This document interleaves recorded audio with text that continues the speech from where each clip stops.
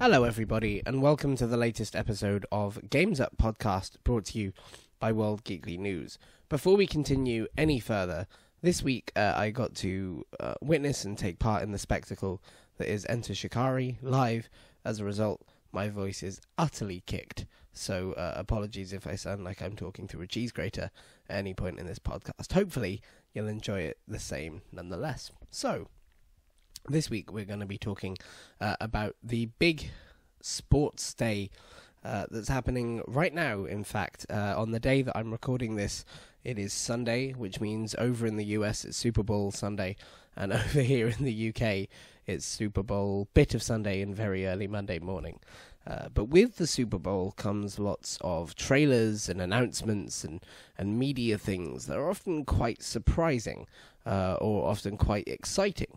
And we've heard some rumours and things that are going around the internet and the airwaves at the minute about what might be happening and what might be announced. So we thought that we would run down some of the things that we expect to see and that maybe we should be hoping to interact with come Monday, Tuesday, and the rest of the week. This podcast is going to be a little bit different. It's just It's just me. There's no Lewis, as I nearly said there. It's just me. And I'm also not going to entirely talk about video games this week. Not because, there's not enough to say or whatever, but because the Super Bowl's very, very big for movies as well. A lot of movie trailers get dropped at the Super Bowl. And sometimes there's a nice bit of crossover between the two. I think this year there will be specifically. So I'm going to talk a little bit about both. And hopefully that gives us a little more richer podcast than if we hadn't. So let's kick it into touch, or whatever you do in American football, and start the show. Okay, so the first thing that's fairly obvious that I think we should expect to see is all of the Marvel trailers. So I imagine we see a trailer for Captain Marvel, which is not far away. In fact, I wouldn't be surprised if they let tickets out at some point. That would be cool, because I don't think you can book tickets yet. That would be nice. But the big one I expect to see is a trailer for Avengers Endgame. The first trailer was released not too long ago and has managed to kick up a giant storm in the following time, quite the aftermath, and I expect to see another trailer for Avengers Endgame. But wouldn't it be cool if, after the big couple of weeks that Square Enix has had with the hype and build-up and release of Kingdom Hearts, wouldn't it be cool if they really stuck their flag in the ground and used the Super Bowl to show off a trailer for Captain Marvel, Avengers Endgame, and the Avengers game? We know it's coming, we know it's there, we know that the game is in development. In fact, it's been in development for a fairly long while at this point, so we should be expecting something fairly soon, I think it's fair to say. Not too unrealistic, and it would be awesome to get a kind of triple threat approach from Marvel this year at the Super Bowl. I do wholeheartedly expect the first two. Not so sure on the third. That would be a real big hype moment, but I could kind of see it happening. Something that I didn't expect until the rumours went round this week was a new Titanfall game. Especially a new Titanfall game that apparently is releasing tomorrow, or the day that you're hearing this podcast. Rumours started circulating at the end of last week that the next Titanfall release was to be announced and released on the same day, and that same day was Monday, the 4th of February. Now, don't get your hopes up. It's not Titanfall 3. As cool as that would be. Instead, it's supposedly a free-to-play battle royale game called Apex Legends. Quite what that has to do with Titanfall, I'm not sure. Equally, what it has to do is further muddied by the fact that there will supposedly be no Titans in it, which, again, is concerning. A battle royale game with Titans would be amazing. Let me put this into perspective. PlayerUnknown's Battlegrounds is quite good because it has a very big map, a very big area, and it's a lot slower and tenser. Fortnite is really good because it has a tighter map and arcadey controls, and instead of being slow and tense all the time, it mixes it up with fast, exciting pacing and then slower, tense moments when you're doing the fights. Imagine a cross between the two with a bigger map and giant fucking robots. Yes! Please, that's what we want. But apparently Titanfall or Apex Legends or whatever this turns out to be called, if it is true, is not to have this. That being said, the gunplay of Titanfall, especially with that smart pistol, has always been super fantastic, although I don't expect to see a smart pistol in a battle royale. That would be way too overpowered. But the gunplay of these games has always been fantastic. So I could see this happening.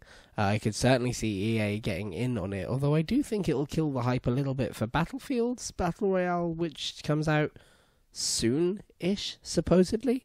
It seems weird that EA are constantly putting Titanfall and Battlefield up against each other. When Titanfall 2 launched, it was absolutely destroyed by the sales that Battlefield raked in.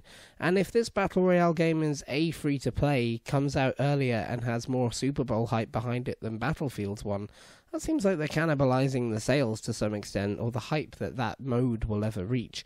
I guess Battlefield has a user base, but this would be free-to-play. I don't know. They still don't seem to be handling those two franchises separately as well as they should be. I'd like to see Titanfall done more justice by EA, but that's not the point of this show.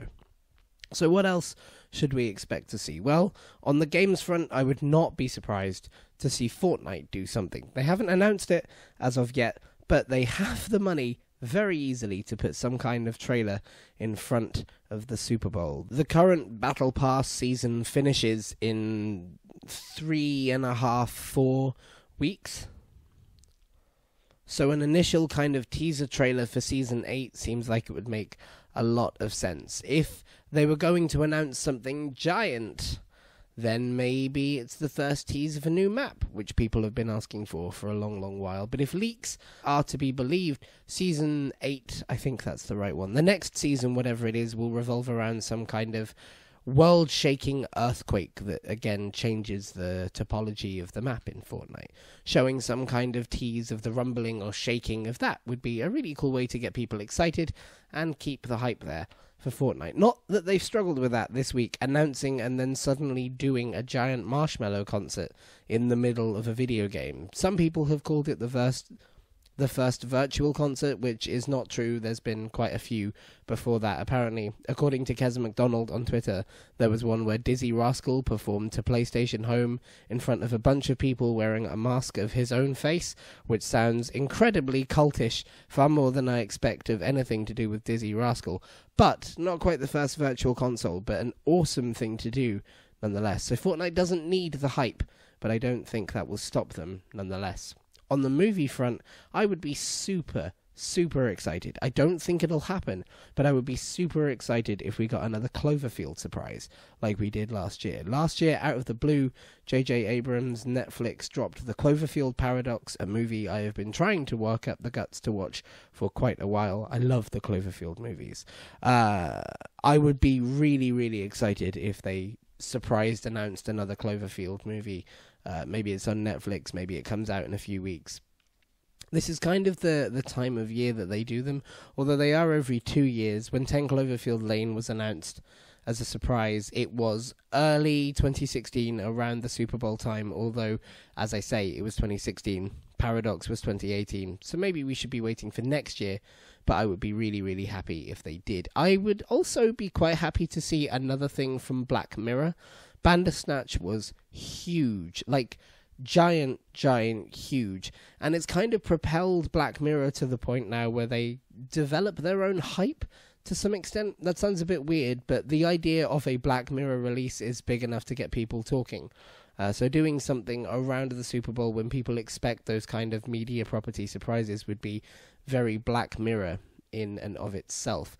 If Telltale was still around, I would have loved to see that Black Mirror Telltale game that was supposedly in the works get some kind of tease. Again, all of this is very unlikely, especially the last one, as Telltale is dead, but it would have all been, exciting, hypey things to see nonetheless. On a slightly less hypey note, one of the nicest things I've seen come out of the Super Bowl a little early was Xbox's Super Bowl commercial, which kind of focuses on their inclusive practices over the last little while.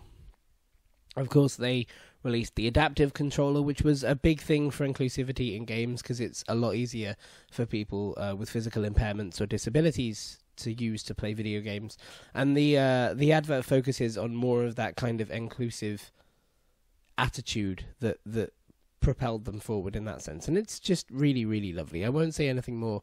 You should go and watch it for yourself. And other than that, I'm not entirely sure.